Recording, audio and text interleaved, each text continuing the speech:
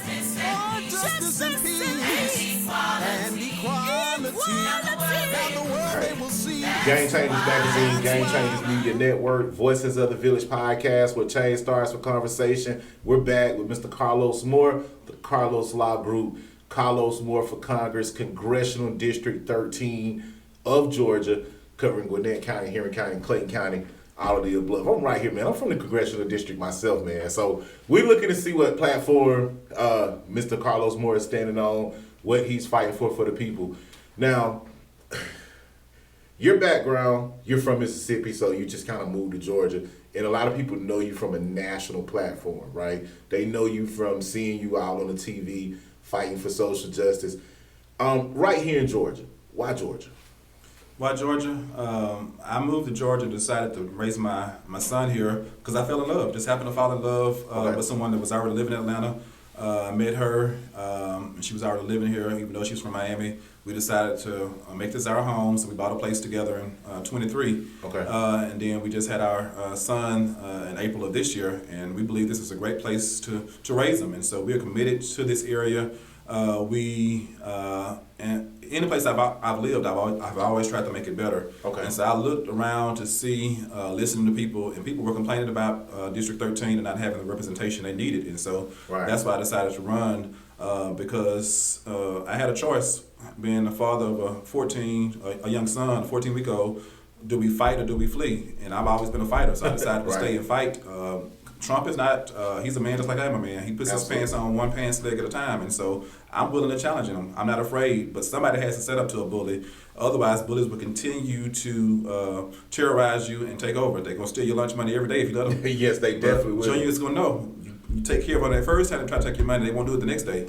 Man, most definitely. And being that you're coming into a fight now, we have about 5 candidates in the race, and some people are at the point where they're saying, hey, we know David Scott's time is up. We have Senator Emanuel Jones running. A lot of controversy around his name.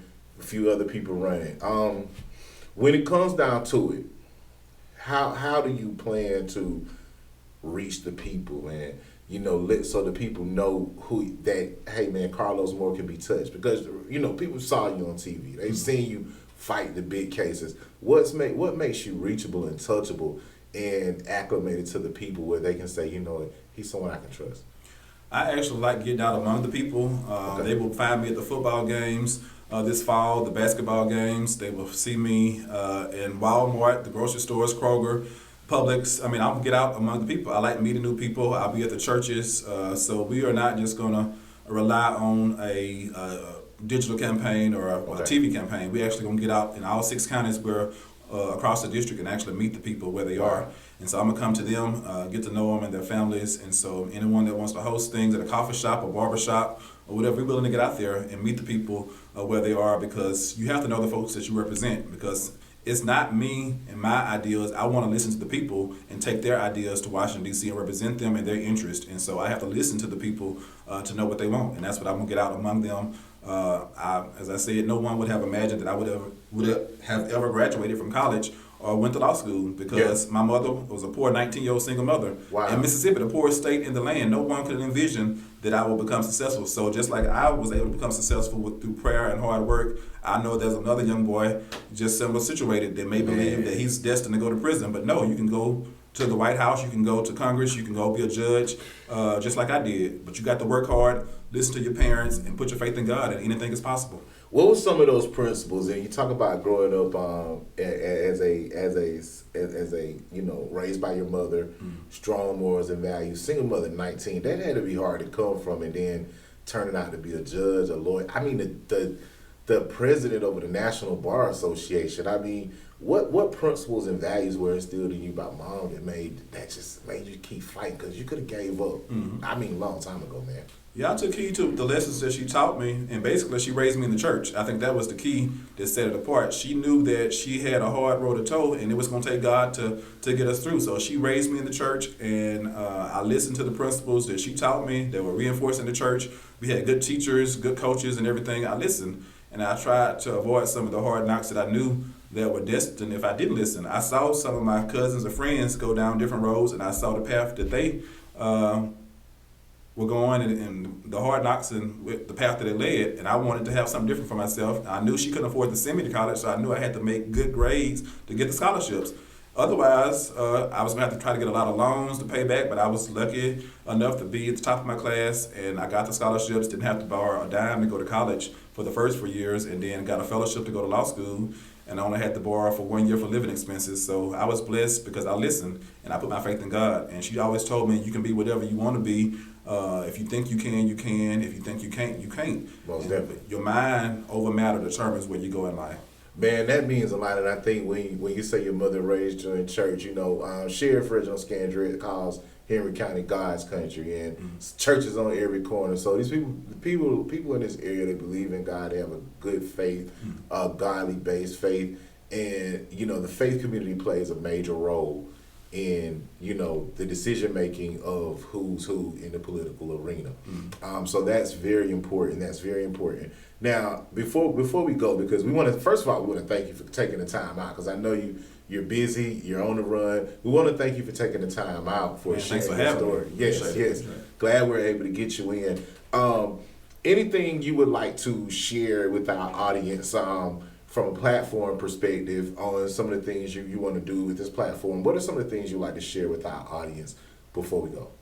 Before I go, I just want to reiterate to the audience that you can tell a lot what a person will do in the future based on what they have done in the past, especially when they thought no one was looking. My first day on the bench as a judge, I took away the Confederate flag, Mississippi flag, from my courtroom because I didn't think you should be dispensing justice in front of a racist symbol. And so I had the bailiff to drag the flag out of my courtroom, and the entire time I was a judge, there was never a racist flag in my courtroom. Now, the state changed the flag in 2020 and took that despicable emblem off of the flag, and then I allowed the state flag in my courtroom once it changed and had a magnolia on it. But I'm not going to dispense justice in front of such a treacherous symbol. So I had a backbone. I knew it was my courtroom. I had the authority to run that courtroom, and so I was not going to sit there and have folks come in my courtroom and look at that racist emblem in my courtroom. So you do what you can when you have position. You got to have a backbone, a spine to stand up. Yes. And so if I did that as a municipal judge, when I get to Congress and have the power of a congressman, I'm going to do right by black people. As a judge, I also gave folks a second chance. I started the Do Better ASAP program, where folks, nonviolent offenders, first-time offenders, youthful offenders, got a second chance in my courtroom if they did certain parameters. They kept their record clean. It was called Do Better ASAP.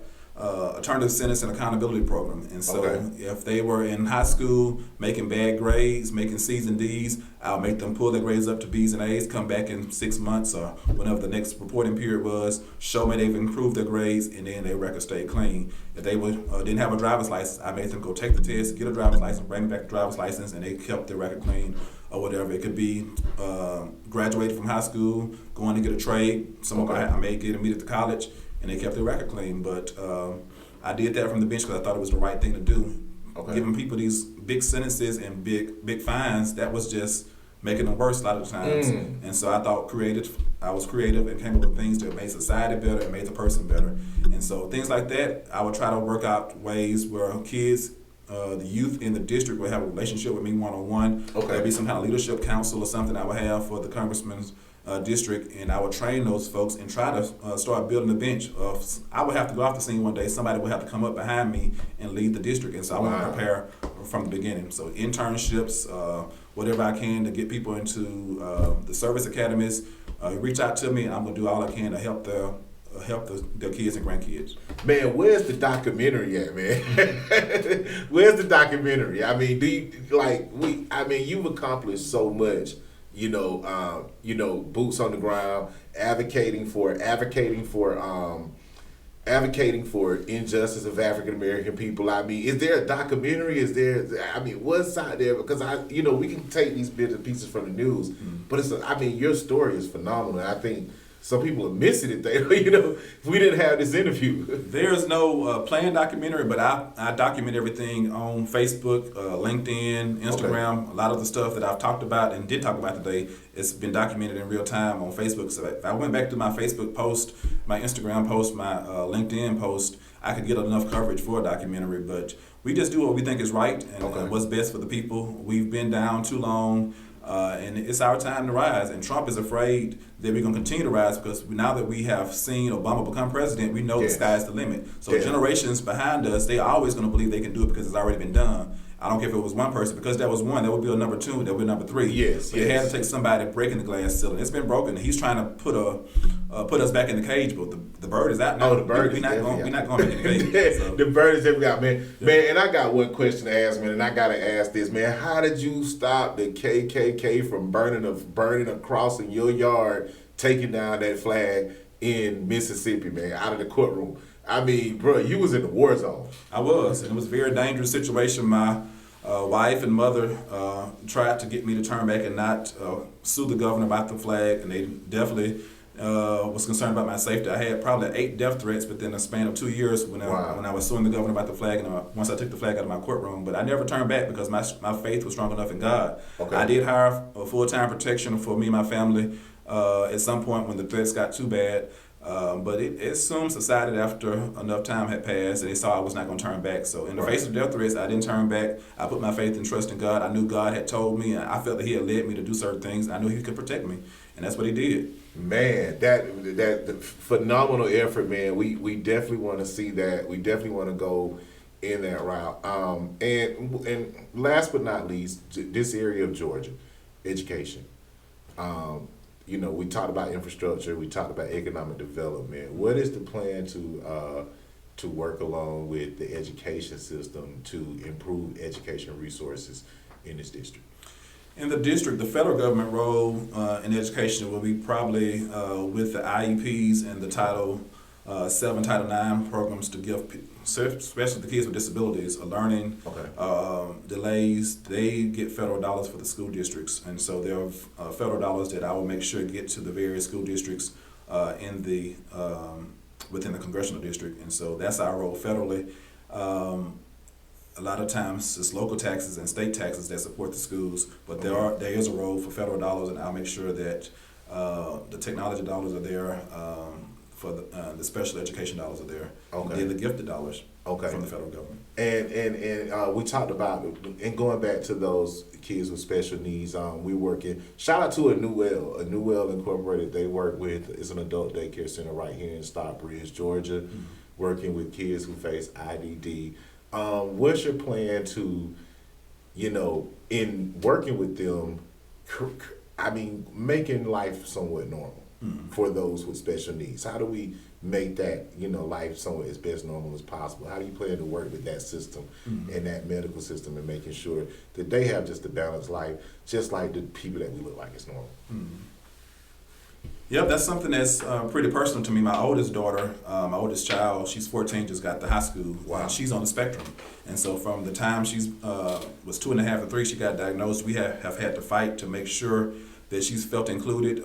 We could have allowed the school to just put her out to the side, but we fought to have her included in regular classes for them to provide the resources where she could have the assistance she needed, but still be in regular classes. And so she's done that since she was in kindergarten. She's now started 9th grade, started 9th grade last week. And so it's really, the parents have to really get out there and make the school district do. There's money set aside, there are opportunities, but they only going to do what you force them to do. Right. And so you have to go to those IEP meetings, and you have to tell them what you will and will not allow. And so we stayed on them, and they have treated her and given her every resource available so that she could excel in school and get a regular diploma, because they will put you on a track where because you have a special need, they want you to just get a certificate of attendance. We said, no, we want her to actually learn and earn a high school diploma, and you have to do certain things to get a high school diploma, and that's what we have. That's the standard that you That's the standard. And so I'll fight for your kids just like I fight for my own. Man, that's powerful, man. I didn't know that, and I'm glad to see you advocating for that, because that's an area that I believe Georgia needs to pay double or triple attention to when it comes down to it. And going back to, before we leave, going back to something you were talking about with the increase in minimum wage. Georgia's made up of 85% small business owner, entrepreneur, moms and pops, people who run their own business. What can we do, or where do we start to where that minimum wage is increased? Because you got these entrepreneurs saying, well, I can't afford to pay $20. I can't afford to pay $20, $30 or whatever to an employee. That's gonna put me out of business. How do we get the market here in this area where that minimum wage improves and it helps, it suffices for the business owner and the employee? Mm-hmm. Now, what we could do is not make it a rule across the board. The minimum wage could be graduated depending on the employer's bottom line. Like if you are only grossing less than $1 million a year, your minimum wage could be something. If it's between 1 and 50 million, it could be another thing. If you're Walmart, one of the biggest employers in the world, your minimum wage should be a lot higher. Come on. So what we have been doing is trying to do one wage across the board, but it's not one size fits all possibly. So there could be something that protects the small businesses. Maybe they only do $10 an hour if you making if you grossing less than $1 million, or grossing less than $3 million, and then something between 3 and 15, maybe 15 an hour, and then if you just doing very well in multiple cities and states, maybe your minimum wage could be 20 or 25, so it could be graduated. Man, I like that. And I know we were talking with candidate for governor, Derrick Jackson, and one of his major platforms was improving the wage and the increase the minimum wage. And I think that's a very unique perspective in taking. Before we go, because I know we've had you here for a long time, anything you'd like to share with the audience before we go? To take it out, tell us where to follow you on social media. How can people continue to follow you and follow you throughout this campaign? Yeah, my website is carlosmoreforcongress.com. I have More for Congress on Instagram, More for Congress and More for Georgia on Facebook. We have a TikTok page. You can also follow me on my personal pages, Judge Carlos Moore on Instagram, Carlos Moore on LinkedIn, Carlos Moore on Facebook. And so we're out there. We got a lot of followers and looking for more. And so we will keep you apprised of the campaign and what's going on with the campaign in our lives. And let's work together. Reach out to me, send me a DM, instant message, give me your ideas. I want to hear them because I'm here to fight for you, and I have to know what you want so that I can fight for what you want. Voices of the Village podcast, and I'm your host, Mr. Country Fly, Andrew Mallard, and this is my conversation with Mr. Carlos. Justice and peace and equality.